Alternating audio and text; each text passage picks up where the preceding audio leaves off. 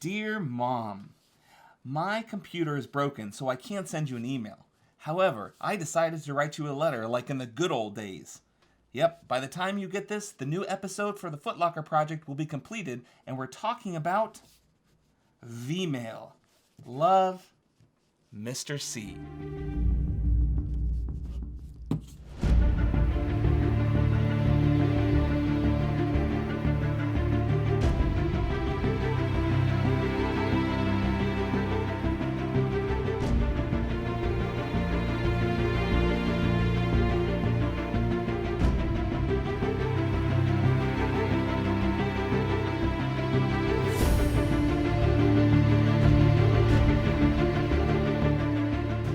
Oh my gosh, I've got mail today!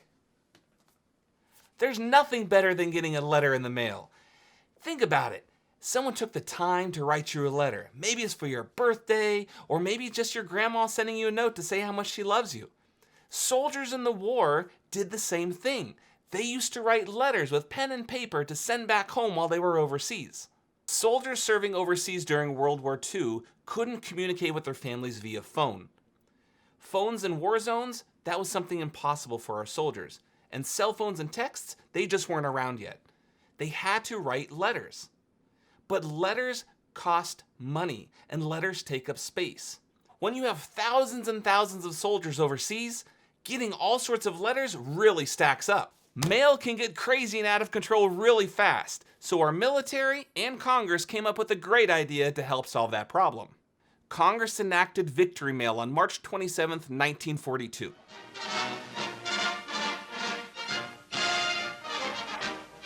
The U.S. Post Office inaugurates a fast new mail service for soldiers and sailors overseas. Letters written on special forms, 4 by 5 inches when folded, are stamped and posted like regular mail. Each letter, passed by the censor, is photographed on small rolls of 16mm microfilm. A 100-foot roll of film can carry 1,500 individual letters. Quite a saving in cargo space when you realize that 150,000 letters that ordinarily fill 22 sacks will on microfilm take just one bag. On arrival, the letters are enlarged to readable size. Good news for servicemen overseas. By placing everything on the microfilm, they were able to save tons of cargo space from letters and dedicate that to military supplies. That means 2,600 pounds of letters could be turned into 45 pounds worth of letters using the microfilming V-mail process. Kodak actually perfected this process, and it was a huge technology advance during the time. We needed to help our soldiers and provide them with military equipment, military supplies, and letters, they took up that space. This letter, sent in 1944, is a traditional letter that was sent. This is Victory Mail, a quarter the size and a lot of savings when it comes to shipping and mailing. Isn't it amazing that over 80 years ago we came up with the technology to send a letter from one place of the world to another using a thing called microfilm? Think about technology today. How do we get it to our friends and family all around the world?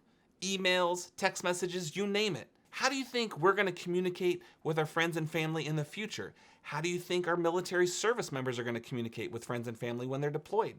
Do you think it's going to change, or will it stay the same way it is today? How about you take a moment and send a message to someone that you care about to let them know you're thinking about them?